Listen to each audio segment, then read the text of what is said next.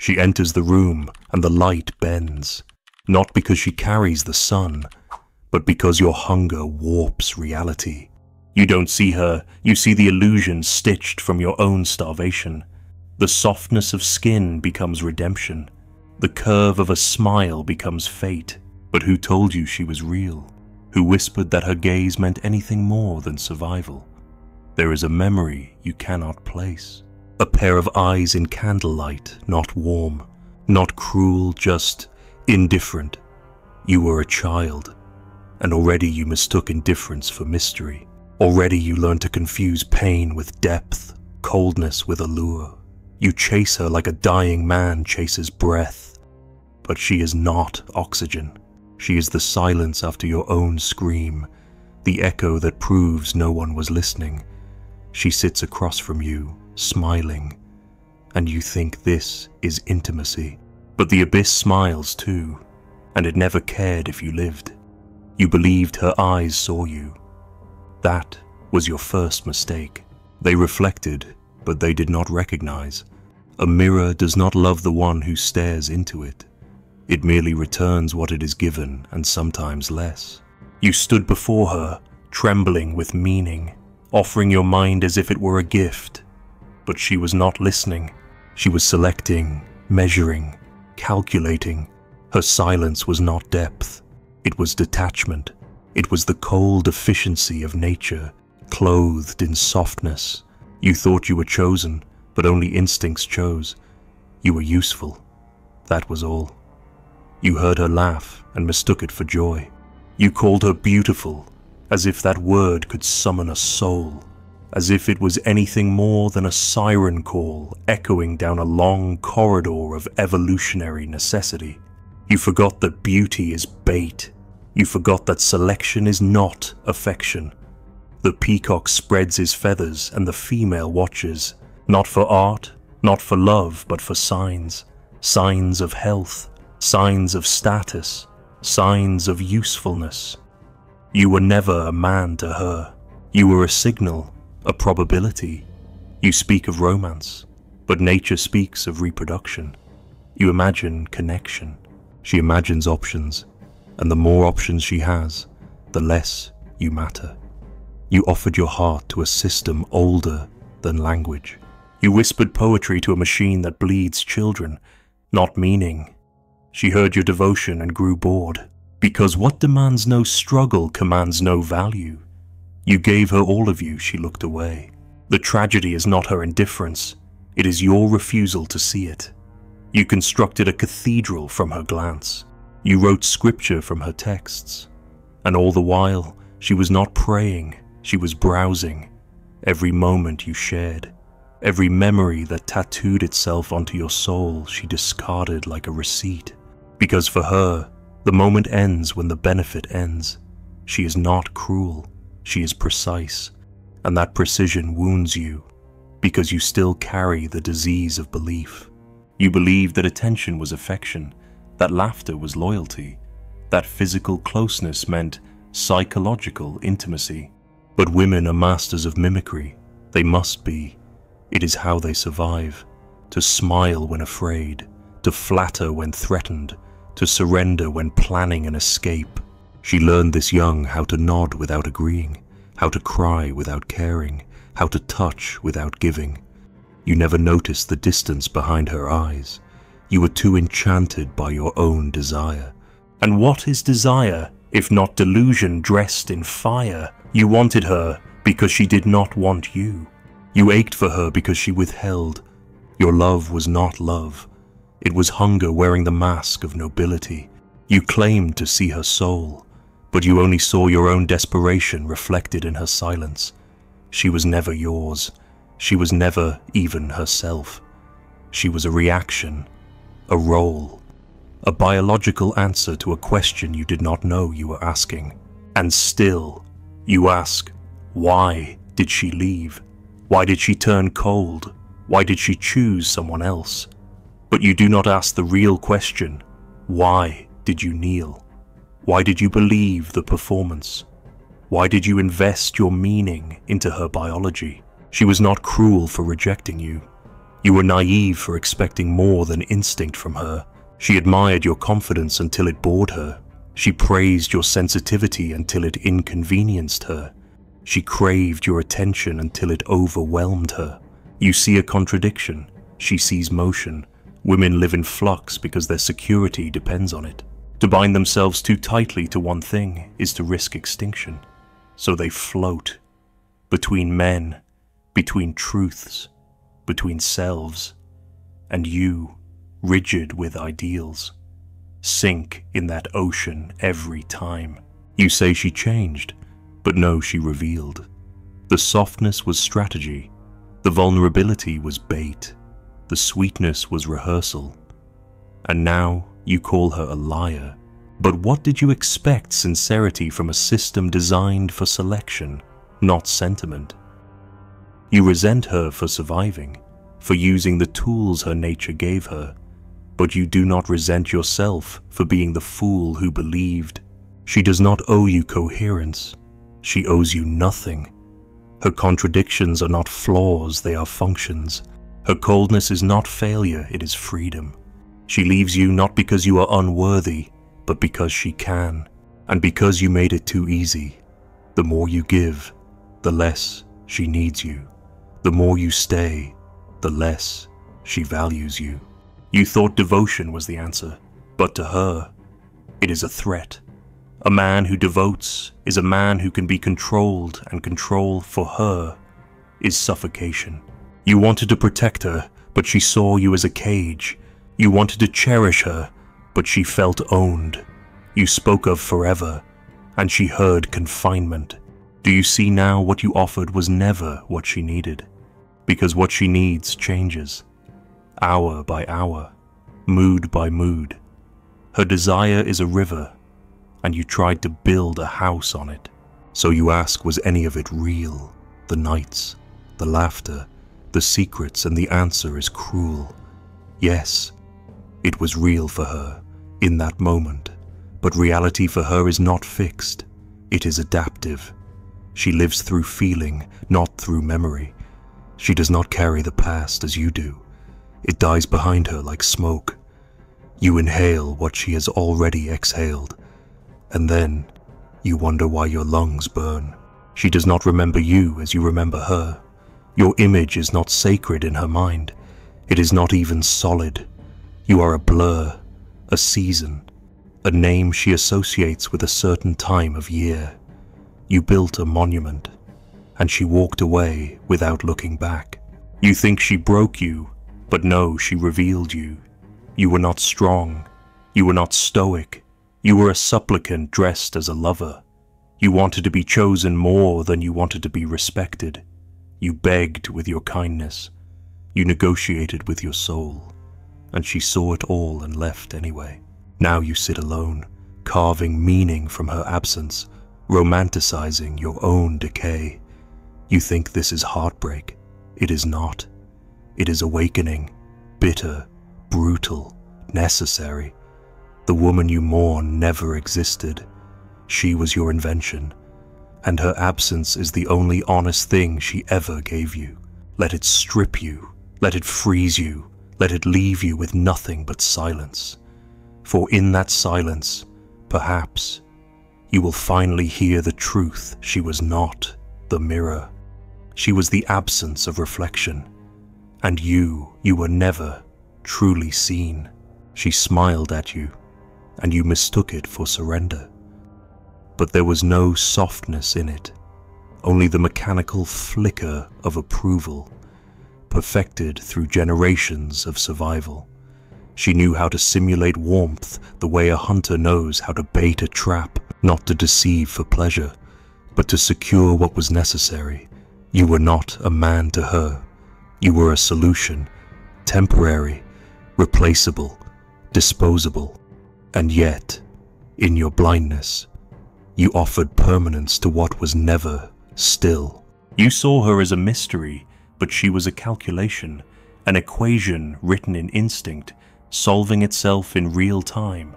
Every compliment you gave was a variable, every silence, a reaction. You imagined that she was moved by your presence, that her laughter belonged to you.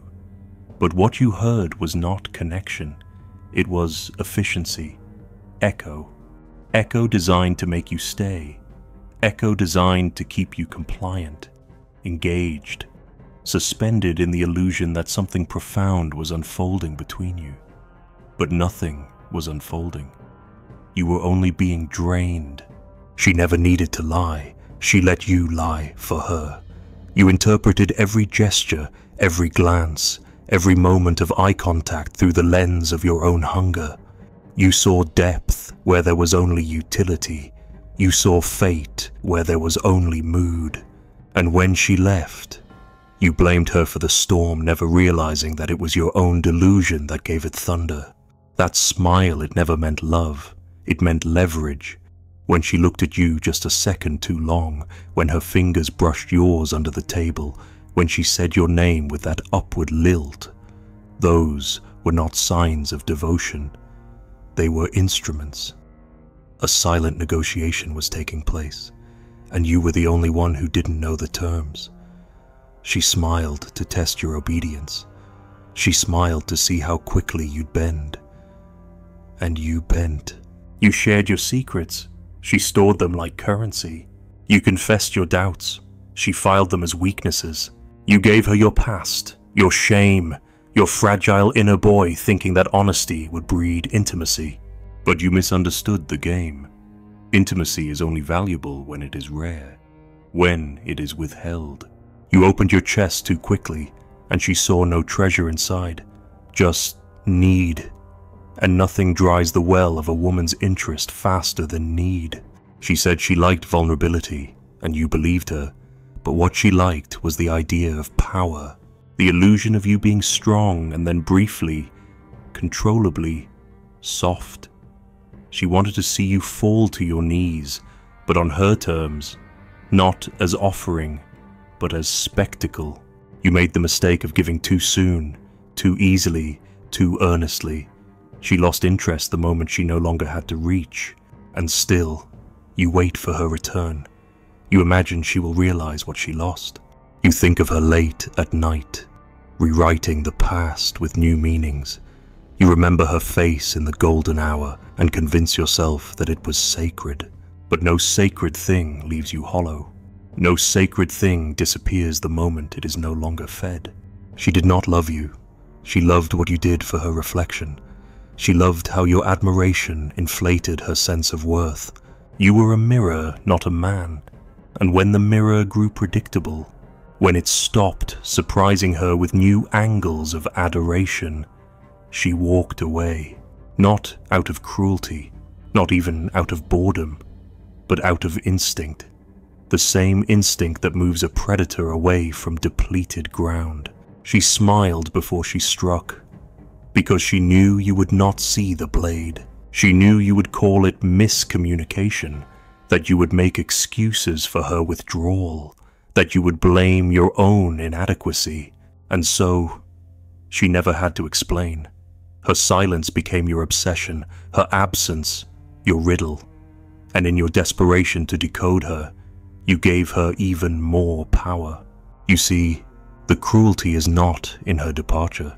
It is in the fact that she doesn't think about you now, not because you weren't enough, but because you were never real to her. You were a character, a role, a script she played for a few acts before walking off stage. You think love is memory. For her, love is motion, and when the motion ends, so does the meaning. You revisit the messages, the photos, the shared songs. You catalogue the clues, thinking the truth is hidden somewhere in the details. But there are no secrets there, only projections. You filled her silences with your longing. You turned her half-smiles into sacred signs, but they were just habits, learned, rehearsed, disposable. You still speak of her to your friends. You analyze, you theorize, you wonder what she meant. But she is not wondering about you. She has moved on to a new mirror, a new source of reflection, a new simulation of depth. And that is what you refuse to accept, that your pain is ancient, but her memory is already fading. The worst part is this: you would still take her back. Even now, after all the humiliation, the confusion, the slow erosion of your dignity, you would still open the door. You would still smile when she returns. You have not learned. You are still hoping the blade will feel like a kiss. You worship her image, not her reality. You remember how she looked when she was lit by the golden haze of your desire, but that woman never existed. She was constructed from your thirst, assembled from fragments of instinct and fantasy. You called her different. You said she got you. You were wrong. She got what she wanted, and when there was nothing left to take, she left. She did not betray you. She obeyed her nature, and that nature does not care for fairness, or consistency, or love. It is not evil. It is simply indifferent. And indifference feels like evil to those who still believe in magic. You were raised to believe in romance, in soulmates, in the idea that love redeems suffering. And so, when she smiled, you saw salvation. But Schopenhauer never promised salvation, only the end of illusion, and you are now at that end. The smile before the strike was not a lie. It was a warning. You were too enchanted to hear it, too blind to see the blade. And now you bleed not because she cut you, but because you walked into the wound with your eyes wide shut. You still think you lost her, but the truth is more bitter. You never had her. You only had a reflection, one that evaporated the moment you tried to hold it. And now, all that remains is the silence, the aftertaste, the absence that hums louder than her voice ever did. You speak of betrayal, but it was you who walked willingly into the cage, not because she tricked you, not because she promised you freedom, but because you desired captivity. You craved the enclosure, the weight of her gaze, the lock of her approval. You mistook submission for safety. You mistook possession for purpose. And you still do. That is the root of your humiliation, not that she left, but that you wanted to be kept. You imagined the cage would become a cathedral, that by placing yourself at her feet, she would anoint you with meaning, that devotion would transfigure her instincts into loyalty. But you forgot that instinct is never changed by ritual. You built your world on her smile, her scent, the sound of her voice in the dark, and now that world has collapsed. You call it tragedy, but it is not tragedy. It is arithmetic. The math was always against you. She did not force you to kneel. She only watched how quickly you dropped. You wrapped your dignity in velvet and offered it like a gift. You opened your chest and called it trust. You let her in without asking why she knocked. And when she left, you accused her of theft. But nothing was stolen. You gave it all, freely, desperately. You begged to be chosen. That was your fatal instinct, not love, not lust, but the hunger to be picked. As if her choosing you could erase the truth that you never chose yourself. You wanted her to make you real, to look at you and say, "You are enough." But she never said it, not because she was cruel, but because she didn't need to. You already believed it without evidence. You were willing to believe anything, so long as it came from her lips. And that is the bitter core. You surrendered your judgment. You silenced your doubts. You saw her contradictions, her dismissiveness, her quiet disdain, and you excused it all. You called it mood. You called it trauma. You called it complexity. Anything but what it was: disinterest. She was not cruel for staying silent. You were delusional for filling the silence with dreams. The cage was not hers. It was yours. She simply furnished it, hung curtains of praise when you were useful, opened the door when you weren't, and you, faithful inmate, never tried to leave, even when she mocked you, even when her eyes wandered, even when her affection cooled into obligation. You stayed, because leaving would mean confronting the truth that your love was never received. only tolerated. She does not hate you. That is your last illusion. You think hatred gives meaning to your pain, but she feels nothing, not contempt, not regret, nothing. You are an episode, a page turned, a blur, and you keep rereading a story whose author has already forgotten your name. That is the cruelty of indifference. Not violence, not betrayal, just erasure. You call her freedom a loss. But what exactly did you lose? A woman who was never truly with you, a dream she never agreed to dream. Or did you lose the fiction, the comforting lie that love could transcend nature? Schopenhauer knew.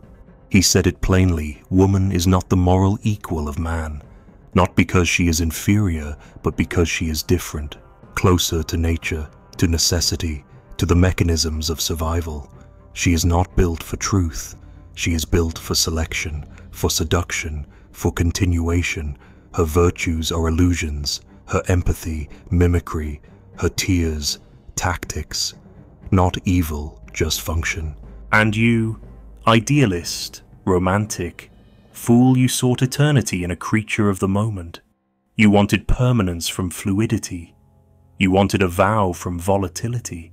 That was your mistake, not hers. You still hope she'll return. You imagine redemption, that she'll see your worth, that she'll regret. But regret requires reflection, and she does not look back. She molts, she evolves, she upgrades. You, meanwhile, are still clinging to a version of her that no longer exists, if it ever did. You entered the cage because you believed it was paradise, that her approval would sanctify your flaws, that her desire would crown you king. But desire is not devotion, it is utility. She desired you when you had leverage, when you had mystery, when your distance made her wonder. But once you exposed your hunger, she fed it briefly, then stepped away. Because need is noise, and she listens only to signal. The paradox is this: she would have stayed if you had withheld, if you had remained slightly out of reach, if you had not worshipped. She would have lingered in your orbit, curious, intrigued, never fully satisfied. That is what holds them. Not love, not stability, but the ache of almost, the tension of maybe. You think you were rejected for being too much, but you were abandoned because you made yourself too easy, too available, too constant. You were not a man. You were a possession she had already used, a candle already burned, and women do not keep what no longer glows. You fantasize about changing, about becoming cold, about becoming the man she could not destroy. But this is not evolution, it is reaction, and reactions are still chains. You are still dancing to her rhythm, even in defiance. The only true freedom is indifference, not to her, but to the entire game, to the pursuit, to the illusion that another can complete you. Because the truth is bitter, you never loved her. You loved how she made you feel. You loved the reflection she gave you until she stopped giving it.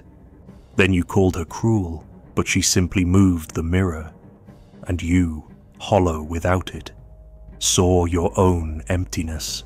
You begged for the cage because the cage gave you identity, lover, partner, savior, martyr, all masks, all costumes to avoid facing the void within. Now the cage is empty, and the roles are gone. Only you remain, unnamed, unclaimed, unmasked. Let that be your inheritance, not wisdom, not strength, just the silence of your own undoing. There is no music now, just the echo of footsteps that never returned. A bed untouched, a scent fading in the folds of memory. You wait by a door she no longer knows how to find, and in that waiting, you rot. But even rot is honest. Somewhere far away, she laughs. Not at you, not even about you, just laughter light. easy, without consequence. You close your eyes and try to remember her voice, but all you hear is wind through an open cage. The lock was never broken. You held the key the whole time, and you never wanted to leave.